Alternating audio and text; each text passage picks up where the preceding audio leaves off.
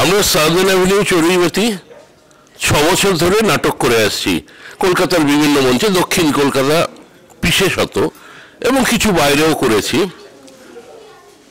নাটক মানে হচ্ছে জীবন দর্পণ, আমরা এটা মনে প্রাণে বিশ্বাস করি।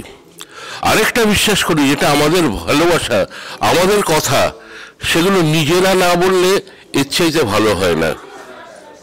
সেই হিসাবেই আমরা কিন্তু কোনো প্রিন্টেড নাটক করি না, স্ক্রিপ্টেড নাটক করি। আমাদের দলের প্রাণপুরুষ শান্তপ্রিয় মুখোপাধ্যায়, ডাকলাম লালু, লালুদা বলে ছোটরা বলে, আমরা ছোটবেলার বন্ধু, আমরা লালুই বলি। তিনি স্ক্রিপ্টটা লেখেন, তিনি আমাদের পরিচালনা করেন, আমরা তার পরিচালনায় একসাথে একটা টিম ওয়ার্ক হিসেবে এই নাটকটাকে করি।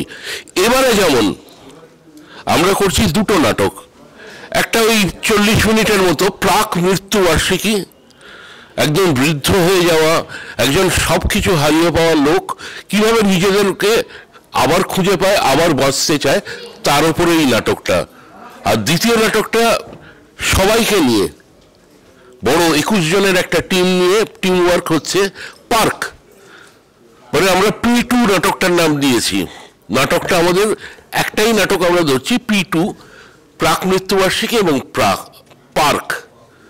এই পার্কে কিন্তু অনেক অভিনেতা অভিনেত্রী রয়েছে যারা বয়সে অনেক নবীন, আমাদের সন্তানদের মতো। তারা কিন্তু অনেকেই আছেন যারা প্রথমবার নামছেন শান্তপ্রিয়র পরিচালনায়, প্রথমবার নামছেন শান্তপ্রিয়র লেখা নাটক। আমরা সবাই মিলে বিশ্বাসযোগ্য করে অভিনয় করার চেষ্টা করেছি।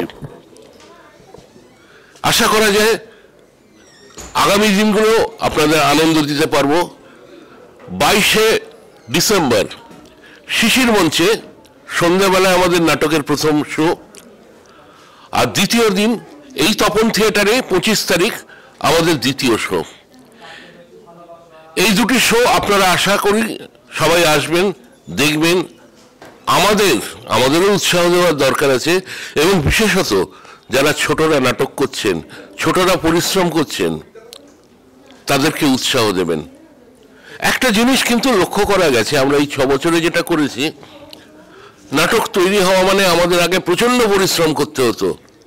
এই যারা আমরা তথাকথিত সিনিয়র, তাদেরকে এখন কিন্তু আমরা চুপচাপ বসে গ্রিন রুমে নিজেদের মধ্যে একটু গল্প করি। না, শান্তপ্রিয় পারে না, কেন শান্তপ্রিয় তো স্ক্রিপ্টটা লিখতে হয়, তাকে ডিরেকশনটা দিতে হয়, আর বাদবাকি সেট চেঞ্জ করা থেকে আরম্ভ করে সব কিছু, খাবার প্যাকেট কি হবে, আজকে কোত্থেকে চা আসবে, কোত্থেকে মিডিয়া আসবে, সবটাই দেখে ছোটরা। আমাদের দলটা এই বছরই রেজিস্ট্রিকৃত হয়েছে, মানে আমরা এখন একটা সরকারিভাবে নথিভুক্ত দল, এতদিন সেটা ছিল না। সাউদার্ন অ্যাভিনিউ চড়ুইবাতির পক্ষ থেকে আপনাদের সবাইকে আবার ধন্যবাদ জানাই, আবার শুভেচ্ছা জানাই। আপনারা আসুন, 22 তারিখ 25 তারিখ দুদিনই আসুন, আমাদের প্রবেশাবাদ। আমরা মানুষের জন্য কোনো টিকিট রাখি না।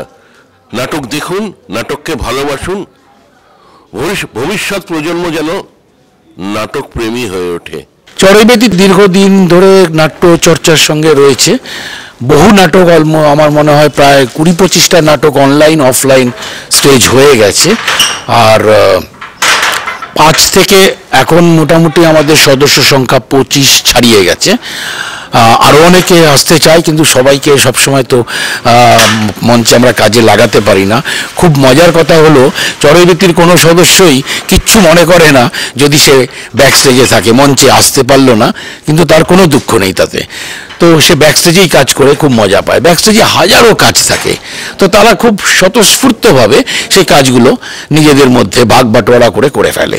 আমাদের সেট চেঞ্জ করার জন্য বাইরে থেকে কাউকে লাগে না। আমাদের নিজেদের দলের যে ইয়াং ব্রিগেড আছে, তারাই ঝাঁপিয়ে পড়ে করে নেয়। মিউজিক করার জন্য আমাদের কাছে ট্যালেন্টেড সব লোকজন আছে। পোস্টার আমাদের দেখার মতন চন্দ্রিল মুখার্জি বলে একজন আছেন, সে করে। অংশুমান ঘোষ, মানে কবি অংশুমান ঘোষ আমাদের নানা রকমের টিজারের ক্যাপশন, তারপরে পোস্টারের ক্যাপশন, এই সমস্তগুলো করে দেয়। তো এই করতে করতে চড়ুইবাতি মানে যেটা চড়ই বেতি, মানে চড়ই বেতি এগিয়ে চলো, আমরা পেছন ফিরে তাকাই না। হ্যাঁ, পেছন ফিরে মাঝে মাঝে তাকালে ভালোই লাগে যে বাবা 5 থেকে শুরু করে ওই প্রথম দিনের বুক দুরু করা অবস্থায় উত্তম মঞ্চে ওঠার পরে এখন তো সবাই খুব কনফিডেন্ট, আমি দেখি একদম কোনো ব্যাপার নয়, করে দেবো, ভালো করছেও, সকলেই বেশ অনেক তৈরি হয়ে গেছে। তো আশা রাখি চড়ই বেতি আরও আস্তে আস্তে, আমরা তো আস্তে আস্তে সরে যাওয়ার দিকে, আমাদের মানে একদম জীবনের শেষ প্রান্তে চলে এসেছি, এখনও আমরা দৌড়চ্ছি এদের সাথে আছি বলেই হয়তো আমরা দৌড়তে পারছি। এদের মধ্যে প্রচুর প্রাণ, একদম এরা আমাদেরকে টেনে হিচড়ে স্টেজের মধ্যে এখনো নামায়। চেষ্টা করি যাতে আর না নামতে হয়, এরাই যাতে আগামী দিন দাপিয়ে বেড়ায় মঞ্চ। তো ভরসা আছে এদের উপরে, আগামী দিনে চড়ই বেতি আরও এগোবে, এটাই আশা রাখি।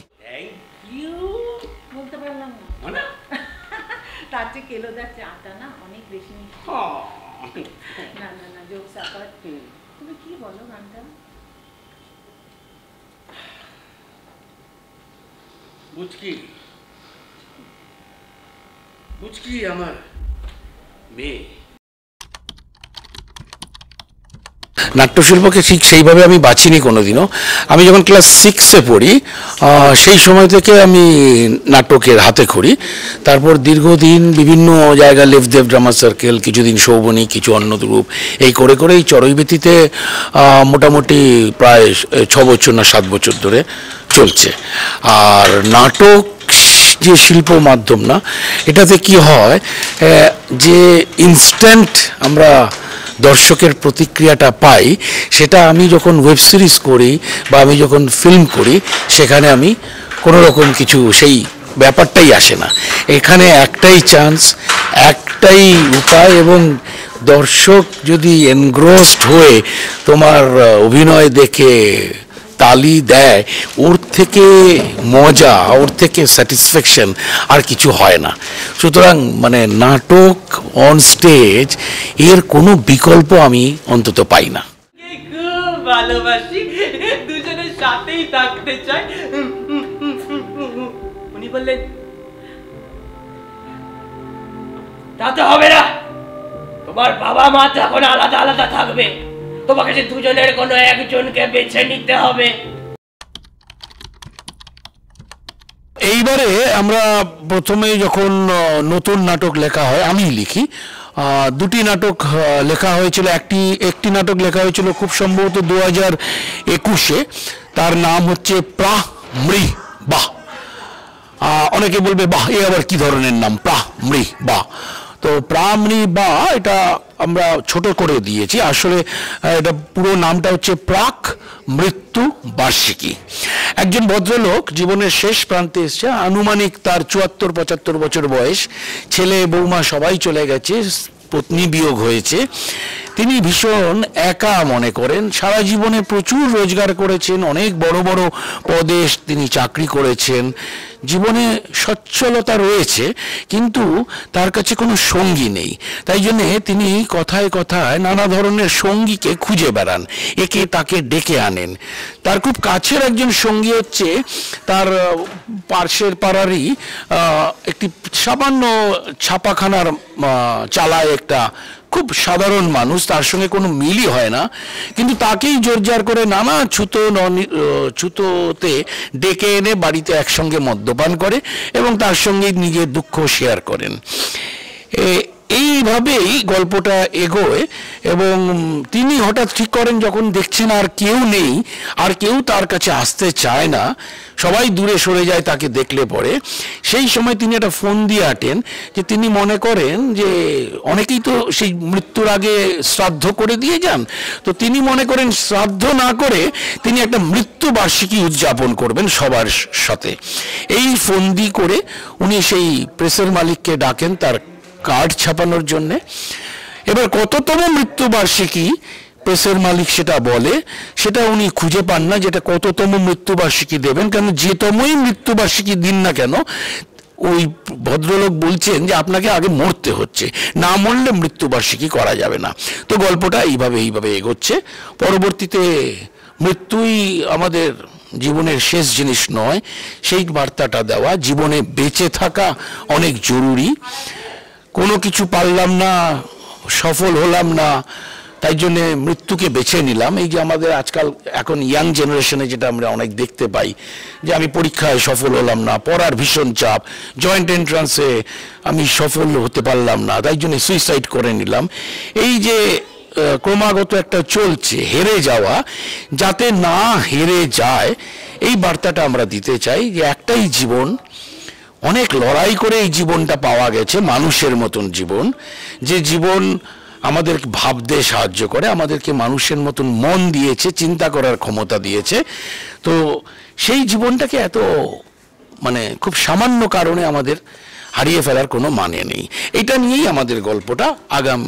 এরপরে আমাদের আরেকটি গল্প থাকছে, এটি ছোট একটি নাটক 40 মিনিটের। পরের নাটকটি একটু বড়, আনুমানিক 1 ঘন্টা 30 মিনিটের। তার নাম হচ্ছে পার্ক। হ্যাঁ, পার্ক এই জন্যে, পার্কে সকালবেলা দেখা যায় প্রচুর ধরনের লোকজন পার্কে আসে। তার সাক্ষী পার্কের জলাশয়, পার্কের বড় বড় পুরনো দিনের গাছ, তারা নানা রকম দেখে, কিন্তু তারা ঠিক বলতে পারে না। তো পার্কের কোনায় একটা চায়ের দোকান আছে, তার নাম হচ্ছে কেলোদার চায়ের দোকান। কেলোদা সারাদিন কেলোদার নিজের চোখ দিয়ে দেখা বিভিন্ন রকমের চরিত্র দেখতে পান। সেখানে রিটায়ার্ড বৃদ্ধ মানুষরা আসেন, তাদের নানা রকম আদি রসাত্মক কথাবার্তার মধ্যে কেলোদা শোনেন। সেখানে বেকার যুবক, তারা বসে আড্ডা মারে, সারাদিন আর কোথাও যাওয়ার থাকে না বলে তারা গঞ্জিকা সেবন করে। সেখানে দুজন জগিং করতে আসা প্রাপ্তবয়স্ক নয়, মধ্যবয়স্ক দুজন মানুষের মধ্যে একটা প্রেমের সম্পর্ক তৈরি হয়। সেখানে আবার দেখা যায় যে এখনকার একটা ইয়াং কাপলদের এই যে বিয়ে ব্যাপারটাই তো আজকাল সবাই বিয়ে বিমুখ হয়ে যাচ্ছে। সেখানে দেখা যাচ্ছে যে একটি কাপল তারা বিয়ে করেছে, কিন্তু 3-4 বছরেই তারা হাঁপিয়ে উঠেছে। কেউ কাউকে কোনো স্পেস দিতে রাজি নয়, কেউ কারোর সঙ্গে মানিয়ে নিতে রাজি নয়। তো সেই অবস্থায় তাদের টানাপোড়েন। সেখানেই আবার আসে পার্কের সূত্র ধরেই যে একটি ছেলে, তার নিজস্ব ক্রাইসিসের গল্প। 18 বছরে সে সাবালক হলো। সে মনে করলো সে সাবালক হলো মানে সে পৃথিবী জয় করে ফেললো, কিন্তু যে সাবালক হলেই সমস্ত কিছু করা যায় না, সেই ব্যাপারটা। এই নিয়েই পার্কের নানা রকমের ঘটনা নিয়ে আমরা প্রথম দিকে পার্কের অংশ, তারপরে আস্তে আস্তে পার্কের চরিত্রদের ঘরের অন্দরমহলে আমরা চলে যাচ্ছি। সেখানে তাদের জীবনের নানা রকম টানাপোড়েন, ওঠাপড়াটা আমরা সেইখানে দিয়ে যাচ্ছে। এবং সেখানে আজকের তারিখের যে সমাজ ব্যবস্থায় আমরা যা দেখতে পাই চারদিকে, যে নানা রকমের দুর্নীতি এই সমস্ত চলছে, কিন্তু তাও মানুষের অত কারো গা লাগে না, মানে সবাই মোটামুটি গা বাঁচিয়ে চলতেই ভালোবাসে। আমরা সেটা শিখে গেছি। আর আমরা সবাই যেন দৌড়চ্ছি, র্যাট রেসে দৌড়চ্ছি, ইঁদুর দৌড়ে সামিল হওয়ার জন্য ক্রমাগত দৌড়ে চলেছি।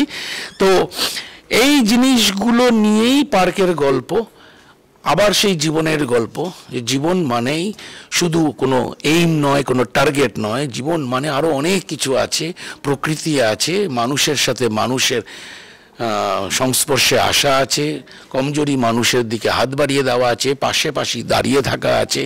মানুষের জন্য মানুষ যা আছে সেইটাই আমরা পার্ক গল্পতে বলতে চেয়েছি। এই দুটো নাটক অনুষ্ঠিত হবে 22শে ডিসেম্বর রবিবার শিশির মঞ্চে সন্ধ্যা 6টায়, আর 25শে ডিসেম্বর তপন থিয়েটারে বুধবার, কিন্তু ছুটির দিন, সেদিনকে আমরা সবাই জানি ক্রিসমাস। তো এই দুটো পরপর আমাদের শো আছে। তারপরে আরও কিছু জায়গায় আমাদের শো হবে, জানুয়ারি মাসেও শো আছে, এপ্রিলেও শো হবার কথা আছে। তো এই দুটো নাটক দর্শকরা আসবেন। আমাদের বলতে নেই, যেহেতু আমরা কোনো টিকিটের আমাদের কোনো ব্যাপার থাকে না, কোনো টিকিট বা কোনো আমন্ত্রণপত্র থাকে না। আমরা সর্বশ্রেণীর সর্বস্তরের মানুষদেরকে আহ্বান জানাই, নাটক দেখতে উৎসাহিত করি।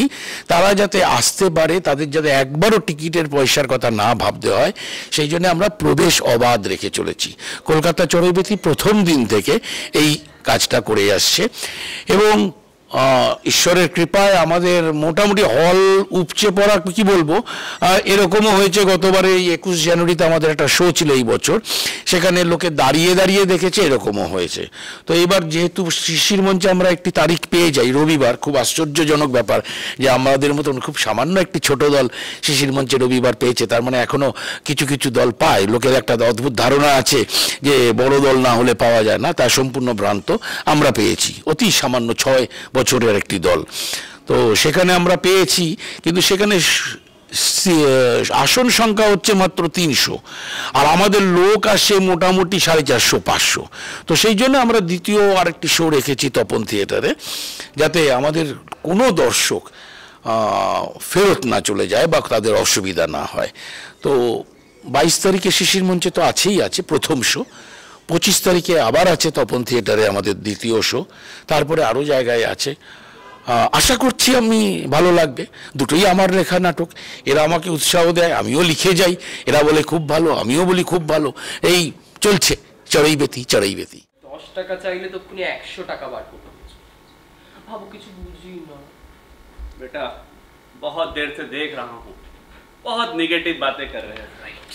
तुम्हारी माँ भी ऐसी निगेटिव बातें करती थी। সাদান এভিনিউ চড়ুই বেতিতে আমি এই দ্বিতীয় নাটক করছি।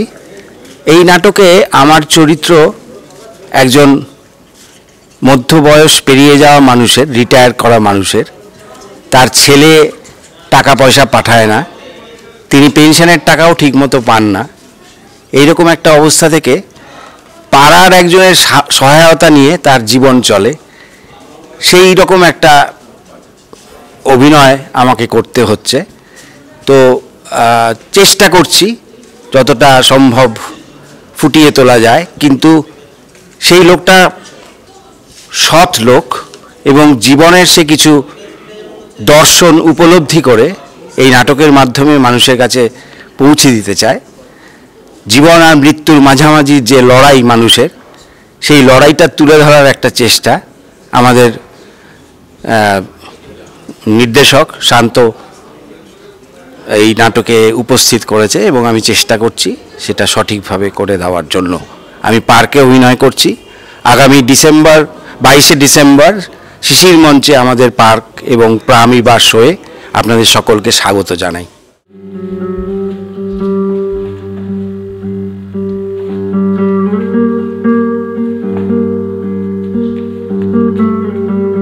নমস্কার, আমি মৌসুমী সরকার। আমি চড়াইবেতির সাথে মোটামুটি প্রথম থেকেই বলতে পারলে যুক্ত আছি। একদম ফার্স্ট যখন আমরা নাটক শুরু করেছিলাম 4-5 জন বা 10 জনের একটা গ্রুপ নিয়ে, ফার্স্ট আমাদের যখন ইকির মিকির বা আড়ি যে নাটক হয়েছিল তাতে আমি ফার্স্ট অভিনয়ও করেছিলাম। তো অভিনয় আমি এর আগেও অন্য আরেক দলের সাথে যুক্ত ছিলাম, কিন্তু সেখানের পরে আমার এই দলে আসা আমার এক বন্ধুর হাত দিয়ে, তৃষার হাত থেকে। এবার মেনলি এই নাটকে আমার যে ক্যারেক্টার সেটা হলো আমাদের জেনারেশন, বেসিক্যালি আমাদের যে জেনারেশন সেটা এখনো পর্যন্ত আমরা এত সব কিছু ফাস্ট সব জিনিসে বিশ্বাস করি। আমরা ভাবি সব কিছু আমাদের কাছে খুব ইজি, সব ফাস্ট। এক্ষুনি যদি ম্যারেজ এক্ষুনি আমরা যদি বিয়েও করতে পারি, আমাদের ডিভোর্সটাও সেই রকমই খুব তাড়াতাড়ি আমাদের পক্ষে সম্ভব। বা আমরা এক্ষুনি মুভি দেখবো তো এক্ষুনি খাবার আনাবো, সুইগি জোম্যাটো, সব কিছু। আমরা কোনো রকম বাজারে গিয়ে মাছের পেট টিপে বাজার করা সত্যি কথা বলতে আমাদের জেনারেশন এখনো পর্যন্ত করে ওঠেনি। আমি জানি না ভবিষ্যতে আমাদের পরের জেনারেশন আরোই হয়তো করবে না, জানবে না। তো সেই জেনারেশনেরই একটা কিছু ঝলক আমাদের রয়েছে। আমাদের রিলেশনশিপের ক্রাইসিস যে কি মেন হতে পারে সেটা রয়েছে। এছাড়া আমার সাথে রয়েছে আমার ভাই রাজ, তো সে তার ক্যারেক্টার নিয়ে একটু বলছে। আমার ক্যারেক্টারটার নাম রাজ, কিন্তু আমার আসল নাম রয়েছে চন্দ্রিল মুখার্জি। আমি সাউদার্ন এভিনিউ চড়াইবেতির সাথে বিগত 3 বছর ধরে জড়িত। আমি এখানেই বড়দের থেকে শিখি। আমাদের অতীনদা আছেন, মনিদা আছেন, আর স্পেশাল করে যেনার নাম আমি বলতে চাই লালুদা, যেনার ছত্রছায়া বা শিখনিতে আমরা শিখছি প্রতিনিয়ত। আমাদের প্রত্যেকটা জিনিস, প্রত্যেকটা ক্যারেক্টার উনি ডিজাইন করেন, প্রত্যেকটা ক্যারেক্টার বসিয়ে দেন এবং শেখান। কারণ আমরা সবাই খুবই নভিশ, আমরা অ্যামেচার। আমাদেরকে হাতে ধরে প্রত্যেকটা স্টেপ তিনি শেখান। আমাদের যদি পারফরমেন্স আপনাদের ভালো লাগে, যেটা আমার চরিত্র স্পেসিফিক্যালি, আমি একটা 18 বছরের নব্য যুবক যে সদ্য সাবালক হচ্ছে, তার একটা ক্যারেক্টার প্লে করার চেষ্টা করছি। তো সেই ক্যারেক্টারের ডিজাইন ও লালুদার করা, যদি আপনাদের ভালো লাগে সেটা, বা পুরো নাটকটাই আমাদের ভালো লাগে, তাহলে সেটা credit goes to the director. Thank you. আর সবাইকে আমি রিকোয়েস্ট করব অবশ্যই আসুন। আমাদের 22 তারিখে শো আছে শিশির মঞ্চে, আমাদের 25 তারিখে শো আছে তপন থিয়েটারে। তো আমি এইটুকু আশা রাখতে পারি যে এখনো পর্যন্ত যে কটা নাটক করেছি দেখে, মানে এইটুকু কনফিডেন্ট যে এই নাটকটা দেখেও আপনারা কেউ বলবেন না যে আমরা এলাম বেকার সময় নষ্ট করলাম। আমরা তো জীবনের কতগুলো সময় এমনিই নষ্ট করি না। একবার পারলে যদি সময় থাকে আসুন, এসে দেখে যান, তো আপনাদের ভালো লাগবে। 3 ঘন্টা আপনারা নষ্ট করবেন না। 22 তারিখ শিশির মঞ্চ, সন্ধ্যে 6টা দেখা হচ্ছে। 25 তারিখটা 25 তারিখ রয়েছে তপন থিয়েটারে, ওটাও ভুলবেন না জানো। কেমন? দিদি আর চন্দ্রিল তো সবটুকু বলেই দিল, আর বলার কিছু নেই। তো চলে আসুন, আমি দিদির বিপরীতে অভিনয় করছি। আমার চরিত্রের নাম সায়ন। আমাদের সাউদার্ন এভিনিউ চড়ুইবিতে এবার 2টো নাটক একসাথে নিয়ে আসছে, প্রামিবা ও পার্ক। আমাদের প্রথম যে শো হবে সেটা হবে শিশির মঞ্চে 22শে ডিসেম্বর, সবাই আসবেন। দ্বিতীয় শো 25শে ডিসেম্বর তপন থিয়েটার, সন্ধ্যে 6টা। সবাই আসুন, ভালো লাগবে। ধন্যবাদ। ধন্যবাদ। আমাদের প্রবেশ অবাধ। প্রবেশ অবাধ। আমি বেঁচে গেলেও অনন্যা খুব জোর আঘাত পায়। ওকে বাঁচানোই যেত না যদি না সঠিক সময় কেলোদা, যতীন বাবু এবং আরো অনেক সাধারণ মানুষ সেখানে উপস্থিত হতো।